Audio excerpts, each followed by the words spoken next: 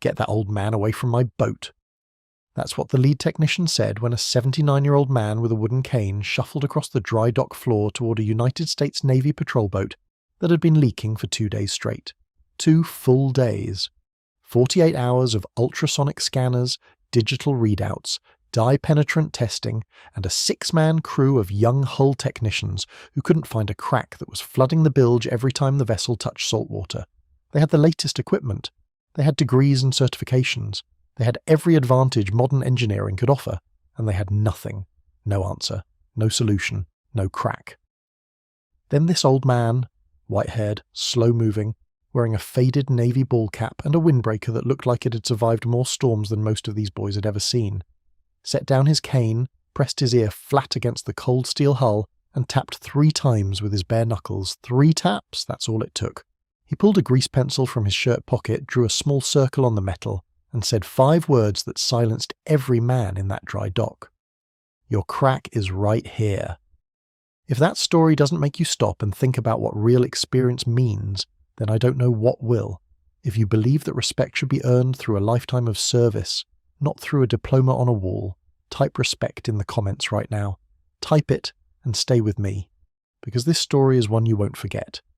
His name was Arthur Covington. Most people who met him in the last 20 years of his life wouldn't have guessed that he had once been one of the most skilled machinists in the entire United States submarine fleet. They wouldn't have guessed it because Arthur never told them. He didn't wear his past on his sleeve. He didn't bring it up at dinner parties. He didn't tell strangers in grocery stores about the things he'd done beneath the surface of the ocean during some of the most dangerous years of the Cold War. Arthur was the kind of man who believed that what you did mattered more than what you said about what you did. And what Arthur did, for 4 years aboard a fleet ballistic missile submarine operating in waters so classified that the routes were still redacted from public naval records, was listen. That was his gift. That was his weapon. Not sonar, not ultrasound, not any machine that beeped or clicked or displayed a waveform on a screen. Arthur Covington listened to steel. He pressed his ear against the inner hull of a submarine cruising 300 feet below the surface of the North Atlantic, and he listened for the sounds that metal makes when it is about to fail. Stress fractures, microcracks, fatigue lines forming along weld seams that had been subjected to thousands of pressure cycles over years of deep-water patrols. Most men couldn't hear anything at all when they pressed their ear to the hull. They heard the hum of the reactor. They heard the rush of water. They heard the deep, ambient groan of a vessel under compression. But Arthur heard the steel itself. He heard the faint tick of a fracture propagating along a grain boundary. He heard the subtle change in resonance when a weld had begun to separate at depths that would crush a man's chest in less than a second if the hull gave way. He could tap a section of hull plating with his knuckle and tell you within an inch where the stress was concentrating. He could run his fingertips along a seam and feel what a micrometer would need 30 minutes to measure. The officers called it intuition. The engineers called it impossible. Arthur just called it paying attention. He served from 1963 to 1967. 4 years. Most of that time was spent submerged. When you serve on a ballistic missile submarine during the Cold War, you don't see the sun for weeks at a stretch. You don't call home. You don't send letters. You exist inside a steel tube that is simultaneously the most advanced piece of technology your country has ever built and the most claustrophobic, nerve-testing environment a human being can voluntarily occupy. Arthur was a machinist's mate, which meant that his official duties involved maintaining the mechanical systems of the boat, the valves, the pumps, the turbines, the auxiliary equipment that kept the submarine alive and functional. But his unofficial duty, the one that earned him the quiet respect of every officer who ever served alongside him, was his ability to detect hull anomalies before they became hull failures. There were stories. Men who had served with Arthur would tell them years later at reunions, at VFW halls, at quiet gatherings where old submariners sat around tables and talked about the things they could finally talk about now that the missions had been declassified. One story in particular stood out. It was 1965. Arthur's boat was running a patrol in the Norwegian Sea, deep enough that the hull was creaking under compression like an old house in a windstorm. They had been submerged for 11 days. Routine, quiet, nothing on sonar, nothing on any instrument. But Arthur couldn't sleep that night. He got up from his rack, walked to the forward compartment in his socks, and pressed his ear against the hull just aft of the torpedo room. He stayed there for 45 minutes. The watch officer found him standing motionless with his eyes closed and his palm flat against the steel. Arthur told him there was a stress line forming along the lower port weld seam, approximately 6 inches below the waterline joint. The watch officer looked at him like he was sleepwalking, but Arthur didn't budge. He said the sound was there, a faint ticking, like a clock running just slightly too fast. The watch officer, who had learned by then that when Arthur Covington said something about the hull you didn't argue, you listened, made the call. They surfaced to periscope depth, ran an interior inspection, and found a hairline crack exactly where Arthur had said it would be. Exactly. Not an inch off. The repair crew patched it within hours. The boat continued its patrol. The report that went back to the squadron commander contained a single line that would follow Arthur through the rest of his career. Anomaly detected by MM to Covington through manual acoustic observation. Manual acoustic observation. That was the Navy's way of saying that a 22-year-old machinist's mate from Virginia had done with his ear what $1 million worth of monitoring equipment had missed completely. Arthur left the Navy in 1967. He came home to a country that didn't particularly want to celebrate the men who had served in its military during that era. There were no parades for submariners. There were no welcome home banners. Arthur came back to his small town in coastal Virginia, married his high school sweetheart Eleanor, and took a job at a local machine shop that made parts for commercial fishing boats. He worked there for 31 years. He never talked about the submarine. He never talked about the Norwegian Sea. He never talked about the night he saved a boat and everyone on it by pressing his ear against cold steel and hearing what no instrument could detect. Eleanor knew, of course. She had his service records in a box in the attic. She had his medals. Not many, because Arthur's kind of heroism didn't come with ribbons and ceremonies. It came with quiet commendations filed in classified folders and handshakes from commanding officers who couldn't tell anyone what they were shaking his hand for. Eleanor knew, and she was proud, but she respected Arthur's silence because she understood it. Arthur wasn't hiding from his past. He was simply a man who believed that the things worth doing were worth doing quietly. The years passed the way they do for men like Arthur. Steady, unglamorous. He raised 2 sons. He taught them to fish. He taught them to fix engines. He taught them to listen, really listen, to the sounds that machines make when something isn't right. Every machine talks to you, he used to say. The question is whether you're smart enough to shut your mouth long enough to hear what it's saying. His sons grew up, moved away, built lives of their own. Eleanor passed in 2018, and after that, Arthur was alone. Not lonely, exactly. He had his routines. He had his workshop in the garage where he still machined small parts by hand on a lathe that was older than some of the houses on his street. He had his morning walks, slower now with the cane he'd started using after a knee replacement, but steady. He had his coffee at the same diner every morning, where the waitresses called him Mr. C and knew to bring his eggs over easy without asking. But there was a quietness to Arthur's life after Eleanor died that went beyond mere solitude. It was the kind of quiet that settles over a man when the person who knew his whole story is gone. Arthur could sit on his porch and watch the boats come in from the bay and know that not a single person on those boats had any idea who he was. He was just an old man with a cane. He was just Mr. C from the diner. He was just another retired machinist living out his final years in a town that had mostly forgotten that the Cold War had ever happened. It was a Tuesday in late October when Arthur drove to the Norfolk Naval Repair Facility. He wasn't there on any official business. He didn't have clearance. He didn't have an appointment. He had simply heard from a friend, another old Navy man who still kept in touch with people at the yard, that they had a patrol boat in dry dock with a hull integrity problem they couldn't solve. Arthur's friend had mentioned it casually over the phone, the way old men mention things that interest them. They've been at it for 2 days, Art. Can't find the crack. Got all these kids with their fancy equipment and they can't find a damn thing. Arthur hadn't said much in response. He rarely did. But the next morning, instead of driving to the diner for his eggs, he drove 40 minutes to the repair facility. He parked his truck in the visitor lot, put on his Navy ball cap, the one with the submarine warfare insignia that was so faded you could barely make it out, and walked toward the main gate with his cane clicking on the asphalt. The guard at the gate was young, mid-20s.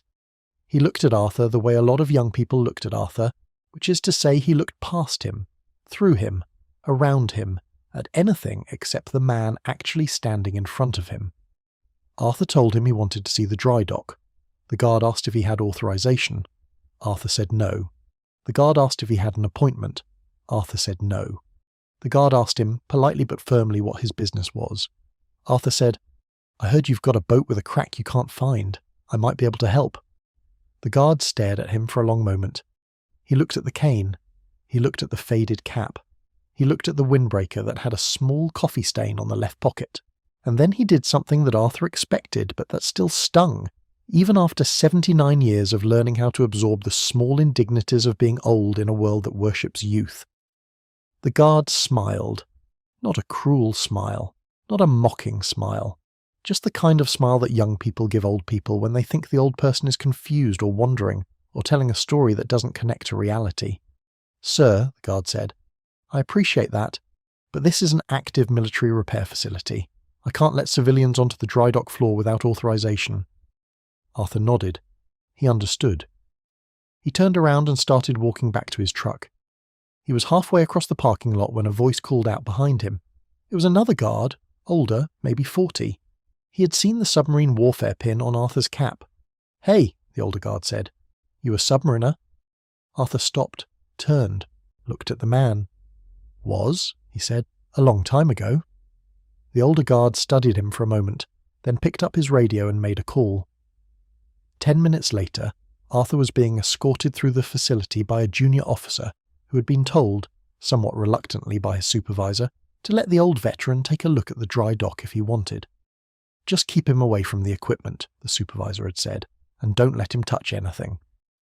The patrol boat was a Mark VI, 85 feet of aluminum and steel designed for coastal interdiction operations. It sat in the dry dock like a beached whale, its hull exposed and scarred from years of saltwater service. Around it, a team of 6 hull technicians worked with the focused, frustrated energy of men who had been staring at the same problem for too long. They had ultrasonic thickness gauges, they had magnetic particle inspection kits, they had dye-penetrant testing equipment that could reveal cracks invisible to the naked eye. They had been over every inch of the hull below the waterline at least 3 times. They had found nothing. The bilge pumps ran every time the boat was in the water.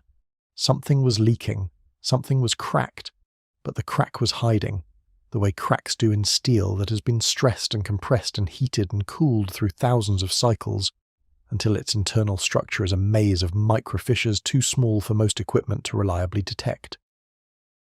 The lead technician was a man named Garrett, 28 years old, sharp, confident, good at his job by any reasonable measure. He had graduated near the top of his class in hull maintenance school and had been working at the repair facility for 4 years.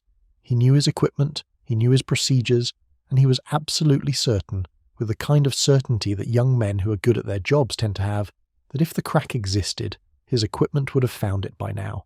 When he saw Arthur shuffling across the dry dock floor, escorted by a junior officer who looked like he'd rather be anywhere else, Garrett's first reaction was irritation.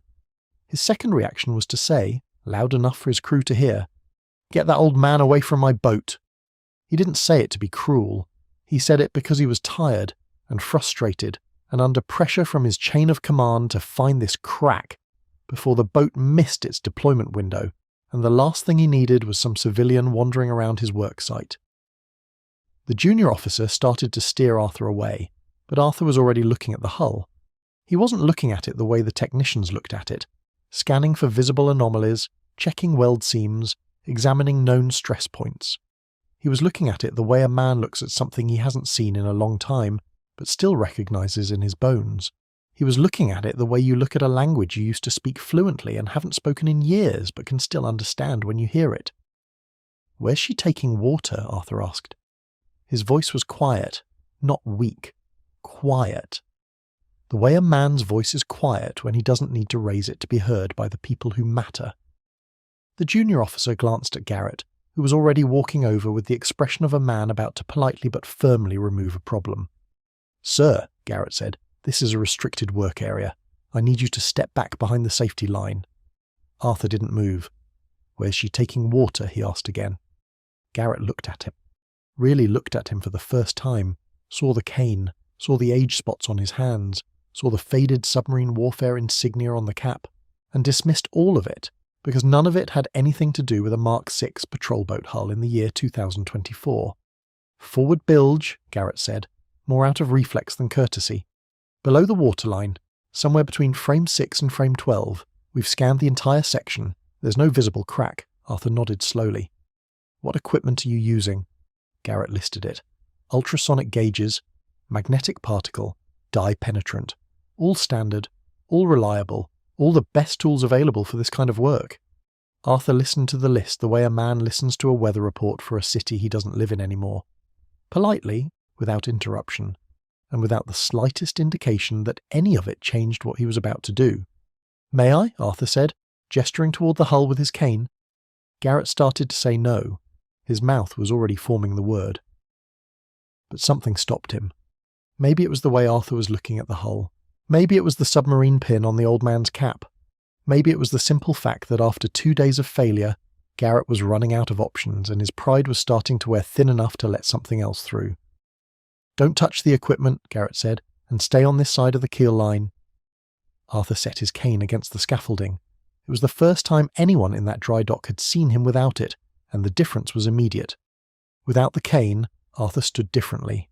His shoulders pulled back slightly. His chin came up. It was a subtle shift, barely perceptible, but the junior officer noticed it. Garrett noticed it. One of the younger technicians, a kid named Rivera, who had been watching the whole exchange from the top of the scaffolding, noticed it too. It was the posture of a man who had spent years standing at attention, in spaces where standing at attention was the difference between being taken seriously and being ignored. Arthur walked to the hull. He placed both palms flat against the steel at approximately frame 8, about 3 feet below the upper deck line. The metal was cold, October air and bare steel. He closed his eyes. The dry dock went quiet. Not because anyone told it to be quiet. It went quiet because there is something about watching an old man press his hands against a surface with that kind of concentration that makes people stop what they're doing and pay attention, even if they don't know why. Arthur stood there for 30 seconds. Then he moved his hands lower, sliding them down the hull in a slow, deliberate path. He stopped at a point roughly 18 inches above the keel line, between frames 9 and 10. He leaned forward and pressed his right ear flat against the steel. Garrett watched. His arms were crossed. His expression was a mixture of skepticism and something he wouldn't admit was curiosity. The other technicians had stopped working. Rivera was leaning over the scaffolding railing, his mouth slightly open. Arthur pressed his ear harder against the hull. Then he raised his right hand. His knuckles were thick, swollen with arthritis, the knuckles of a man who had worked with his hands every day of his life, and he knocked on the steel. 3 times, tap, tap, tap. The sound was unremarkable, a dull, flat thud of knuckle against the hull plating. Nothing anyone in that dry dock hadn't heard 1,000 times. Arthur's eyes were still closed. He knocked again, this time 6 inches to the left. Tap, tap, tap, then 6 inches to the right of where he'd started. Tap, tap, tap. He tilted his head, the way a man tilts his head when he's listening to something faint and distant, like a sound coming from another room. Then he opened his eyes. He reached into the breast pocket of his windbreaker and pulled out a grease pencil. It was yellow, worn down to about 3 inches. It looked like it had been in that pocket for years, which it had. Arthur had carried a grease pencil in his shirt pocket since 1963. Old habit. The kind of habit that never dies because it was never just a habit. It was part of who he was. He drew a circle on the hull, small, maybe 2 inches in diameter, right at the point where his ear had been pressed. Then he straightened up, retrieved his cane from the scaffolding and turned to Garrett. "Your crack is right here," he said. "It's a stress fracture along the transverse weld seam, probably originated at a slag inclusion in the weld bead. It's propagated about 4 inches laterally, but it's so fine you won't see it with dye penetrant unless you heat the area first to open the fissure. Your ultrasonic is bouncing right over it because the crack faces are still in contact. They're tight enough to transmit the sound wave without a significant reflection, but they're not tight enough to keep water out under hydrostatic pressure." He said all of this in the same quiet voice. No drama, no showmanship, just the plain technical language of a man who had spent 4 years doing exactly this kind of work in conditions that would make this dry dock look like a vacation. Garrett stared at him. The entire crew stared at him. Rivera, up on the scaffolding had stopped breathing. There was a moment, a long, suspended moment, where nobody moved or spoke, because what had just happened didn't fit into any framework that any of these young men had for understanding how the world worked. They lived in a world of instruments, a world of data, a world where you found cracks with machines because machines were better than people at finding cracks.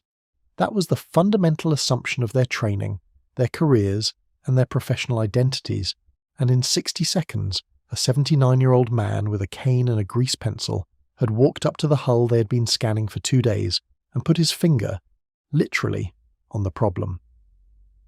Garrett uncrossed his arms. He looked at the circle Arthur had drawn. He looked at Arthur. He looked at the circle again. And then, because Garrett was good at his job and good people respond to evidence even when it challenges their assumptions, he said, "Rivera, get the heat gun and bring the dye-penetrant kit." Rivera practically fell off the scaffolding getting down. They heated the area Arthur had marked, 10 minutes with an industrial heat gun, raising the surface temperature just enough to cause the tight crack faces to separate by a fraction of a millimetre, just enough for the dye to seep in. They applied the penetrant. They waited the prescribed dwell time. They applied the developer, and there it was. A thin, bright line of fluorescent dye tracing a path almost exactly as Arthur had described it.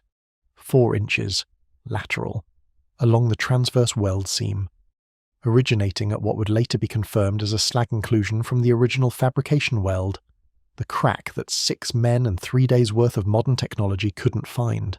Right there, under a circle drawn in yellow grease pencil by a man who had learned to find cracks like this before most of these technicians' parents were born.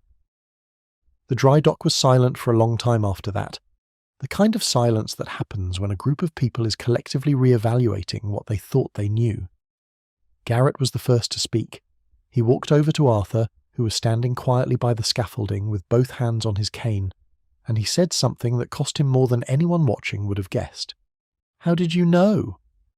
It was a simple question, but it carried the weight of a man's entire professional self-image shifting beneath his feet. Garrett wasn't just asking about the crack. He was asking about everything. How did this old man know what 6 trained technicians couldn't figure out? How did ears and knuckles do what ultrasonic equipment couldn't? How did experience trump technology? Arthur looked at Garrett for a long moment. He wasn't gloating. There was no triumph in his eyes. There was something else, something that looked a lot like recognition, because Arthur had been Garrett once. Young, confident, certain that the tools in his hands were the most important thing in the room. He had learned otherwise the hard way, in a steel tube 300 feet below the surface of the ocean, where the only tool that mattered was the one between your ears. "Son," Arthur said, "I spent 4 years on a submarine listening to hull steel during the Cold War. No machine, just my hands and my hearing. When you press your ear against metal and tap it, every section of hull has a sound. It's like a fingerprint. Solid steel rings clean. But when there's a fracture, even one you can't see, the sound changes. It deadens. There's a flutter in it, like a buzz inside the tone. Most people can't hear it. But if you spend 4 years listening for it, knowing that the lives of every man on your boat depend on you hearing it, you learn to hear it. You learn to hear it the way a mother hears her baby cry in a room full of noise. It becomes part of you, and it never leaves." Garrett didn't say anything for a long time after that. When he did speak, his voice had changed. The confidence was still there. It should be. He was good at his job. But something had been added to it. Humility. Not the false humility of a man who's been embarrassed and is trying to recover. Real humility. The kind that comes from standing in the presence of mastery and recognizing it for what it is. "What's your name, sir?" Garrett asked. "Arthur Covington, machinist's mate 2nd class, USS James Monroe, SSBN 622, 1963 to 1967. He said it simply. The way you state your name and rank when asked, no embellishment, no pride, just fact. But the facts themselves were staggering. The James Monroe, an SSBN, a fleet ballistic missile submarine. One of the original 41 boats of the George Washington class and its successors that formed the backbone of America's nuclear deterrent during the most dangerous decades of the Cold War. Those boats carried Polaris missiles. They operated in absolute secrecy. Their crews were some of the most carefully selected, rigorously trained and profoundly tested men in the entire United States military. And Arthur Covington had been one of them. Not an officer, not a sonar technician with a fancy rating, a machinist's mate. The man who kept the machinery running, and who, in Arthur's case, kept the hull between his crewmates and the crushing depth of the ocean from ever giving way without warning. Rivera was the first one on the crew to react. The kid was 23 years old, fresh out of technical training, and he had spent the last 2 days frustrated and confused and increasingly convinced that maybe the crack didn't exist at all, that maybe the leak was coming from somewhere else entirely, and that maybe they were all wasting their time. And then he had watched a 79-year-old man walk up to the hull, listen to it like it was whispering to him, and solve in 60 seconds what Rivera and his crew couldn't solve in 48 hours. Rivera came down from the scaffolding, walked over to Arthur, and extended his hand. "Sir," he said, "that was the most incredible thing I've ever seen in my life." Arthur shook his hand. His grip was firm despite the arthritis. "It's not incredible," Arthur said. "It's just experience. You'll have it too if you stick with this long enough and remember to listen more than you look." That line hit Rivera like a physical force. You could see it register on his face. Listen more than you look. It was such a simple idea, and yet it challenged everything Rivera had been trained to do. His entire education had been about looking at screens, looking at readouts, looking at data. Nobody had ever told him to listen to the steel. Nobody had ever told him that the metal itself had a voice if you were patient enough to hear it. Word spread through the facility the way news always spreads in a military installation. Fast, loud, and with increasing embellishment at every retelling. By lunchtime, the story had reached the facility commander, a captain named Walsh who had been in the Navy for 26 years and who had spent the last 2 days fielding increasingly uncomfortable phone calls from Fleet Command about why a patrol boat was missing its deployment window over a crack that couldn't be found. When Walsh heard what had happened, he didn't send a message. He didn't make a phone call. He walked down to the dry dock personally. He arrived just as the repair crew was beginning to grind out the crack Arthur had identified. Walsh was a tall man, imposing in his uniform, the kind of officer whose presence in a room changes the temperature. The technicians snapped to attention when they saw him. Arthur, who was sitting on a folding chair someone had brought him, started to stand. Walsh waved him back down. "Stay seated, Mr. Covington," Walsh said. "I think you've done enough standing for one day." He pulled up another chair and sat down next to Arthur. Right there on the dry dock floor, surrounded by hull plating and grinding equipment and the smell of steel dust and cutting oil. "I understand you found our crack," Walsh said. Arthur nodded. "I understand you found it with your ear and a grease pencil." Arthur nodded again. Walsh leaned back in his chair and looked at the hull where the repair crew was working. He was quiet for a moment. Then he said, "Machinist's mate second class. James Monroe, 63 to 67. Arthur looked at him. "Your friend who called in the tip," Walsh explained. "He used to serve with my father. I got the full brief about 20 minutes ago." Walsh reached into his pocket and pulled out his phone. He showed Arthur a photograph. It was a black and white image, grainy and old, showing the crew of the USS James Monroe standing on the deck of the submarine in port. Dozens of young men in dungarees squinting into the sun. Walsh zoomed in on the photo. "My father was an ensign on the Monroe in 65, he said. "He used to tell me a story about a machinist's mate who could hear cracks in the hull that no instrument could detect. He said that man saved the boat once, in the Norwegian Sea, by finding a fracture that would have gone critical if they'd stayed at depth another 12 hours. He said the man never got a medal for it because the entire patrol was classified." Walsh looked at Arthur. "That was you, wasn't it?" It wasn't a question. Arthur's eyes had gone bright. Not with tears, exactly. With something older and deeper than tears. With the look of a man who has carried a story inside himself for nearly 60 years and is hearing someone else tell it back to him for the first time. "Your father was Ensign Walsh," Arthur said quietly. "David Walsh. Good officer. Good man. He used to bring me coffee on the mid-watch when I was doing hull checks." Captain Walsh nodded. Walsh. His own eyes weren't entirely dry. "He passed in 2019, Walsh said. "But he told that story until the day he died. He always said, if it wasn't for Covington's ears, none of us would have come home from that patrol." The dry dock was absolutely silent. Every technician had stopped working. Garrett was standing a few feet away, his hands at his sides, his face showing an expression that none of his crew had ever seen on him before. It was the expression of a man who was witnessing something that transcended his professional world and had entered the territory of something much larger. This wasn't about a crack in a hull anymore. This wasn't about ultrasonic equipment versus human hearing. This was about a lineage of service, a chain of knowledge and sacrifice and quiet heroism that stretched back 60 years and connected an old man in a faded ball cap to a captain in a dress uniform through a story that had been passed down like a family heirloom. Walsh stood up. He extended his hand to Arthur. Arthur took it, and then Walsh did something that stunned every person in that dry dock. He came to attention, full attention, shoulders square, chin up, eyes forward, and he saluted. A captain in the United States Navy, with 26 years of service and enough authority to command an entire repair facility, stood at attention and rendered a hand salute to a retired machinist's mate second class sitting in a folding chair on a dry dock floor. "Thank you for your service, Petty Officer Covington," Walsh said, "and thank you for saving my father's life." Arthur, moving slowly but with a precision that betrayed decades of muscle memory, rose from his chair. He left the cane where it was. He straightened his back, squared his shoulders the way he had squared them 10,000 times before, and returned the salute. His hand was trembling, not from weakness, from the weight of everything that salute contained. 60 years of silence, 60 years of carrying a classified story that he could never tell, 60 years of being just another old man with a cane, and now this moment, this recognition, this proof that what he had done mattered, that it had echoed forward through time and touched lives he never knew about. Garrett watched the salute. Rivera watched the salute. The entire crew watched the salute, and then, one by one, without being told, without any order being given, every man in that dry dock stopped what he was doing, stood up straight, and saluted.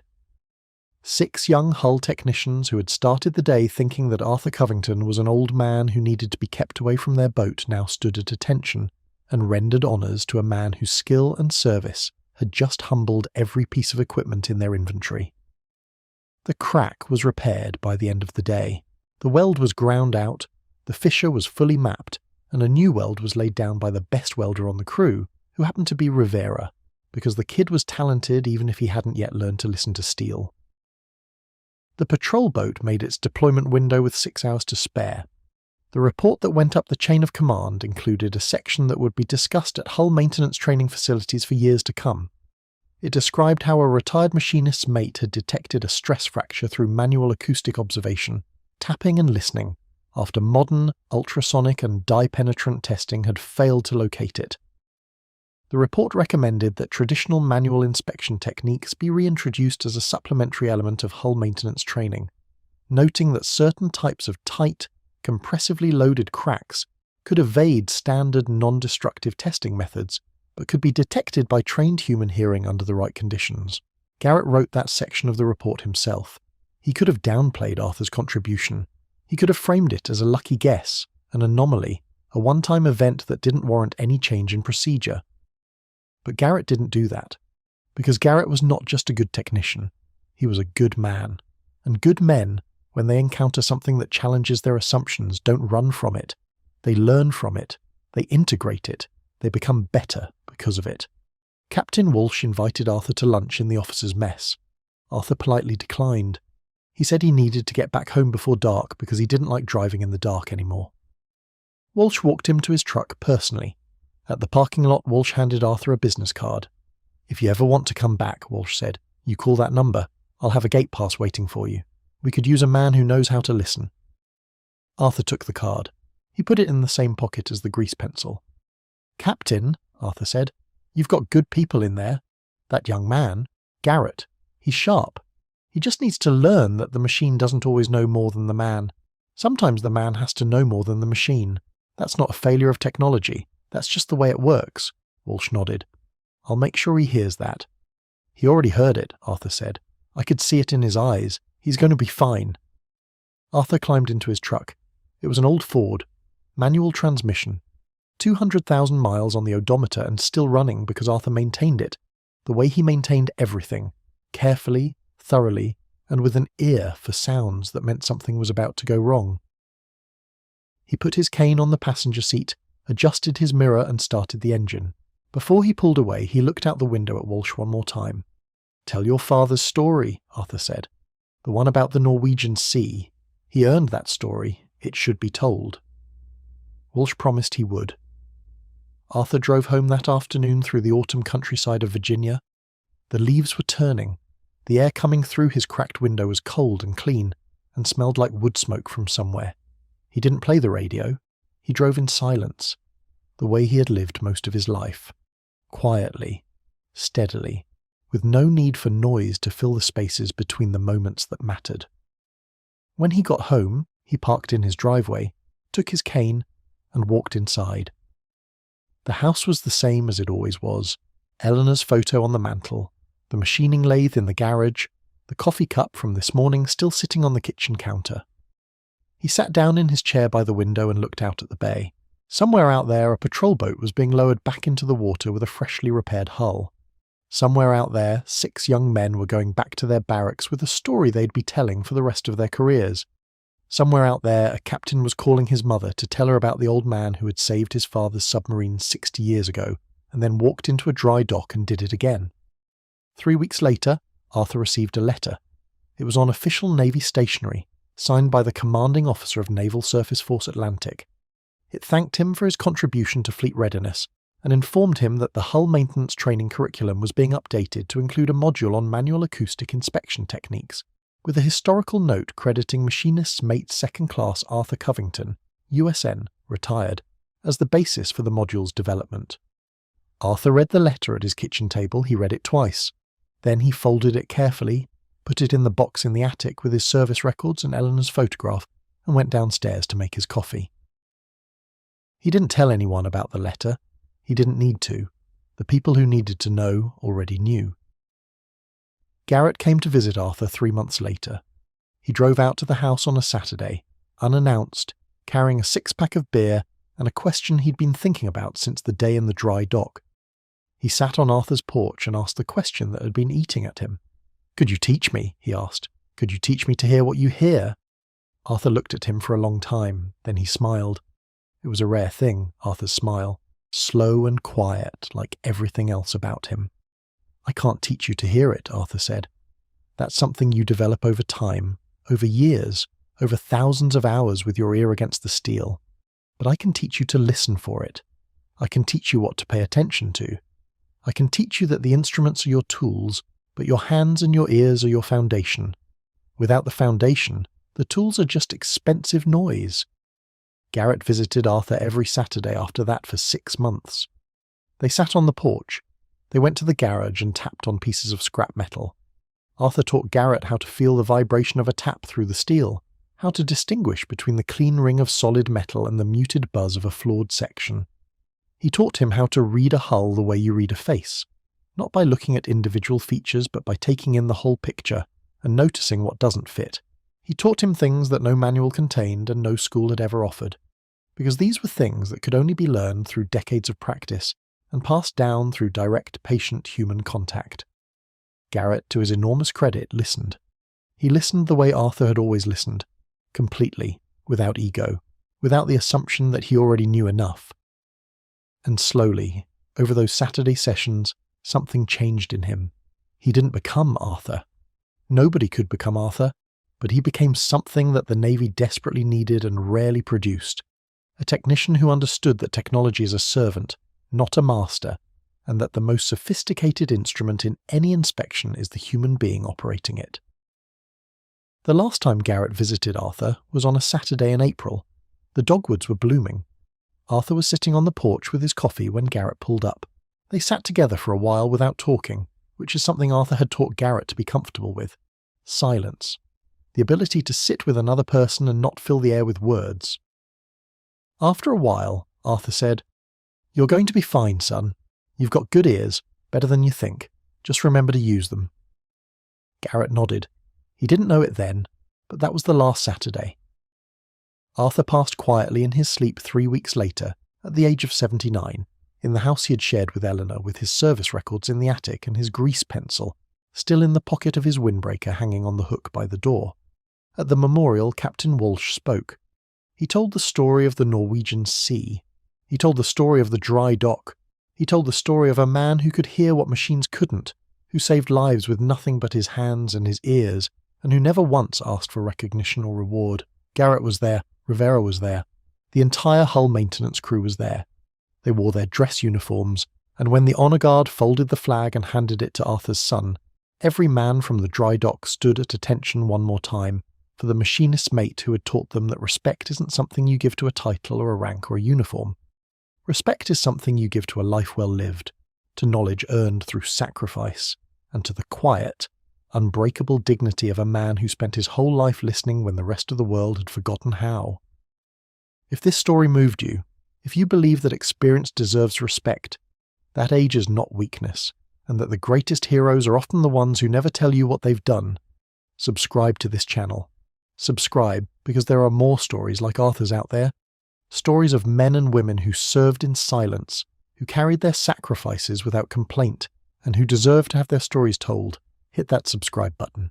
Share this video with someone who needs to hear it. And the next time you see an old man with a cane, remember Arthur Covington. Remember that you have no idea what he's done, where he's been, or what he can still do. Remember that the most powerful instrument in any room might not be the one with the screen. It might be the one with the steady hands, the quiet voice, and the ears that have been listening for 60 years.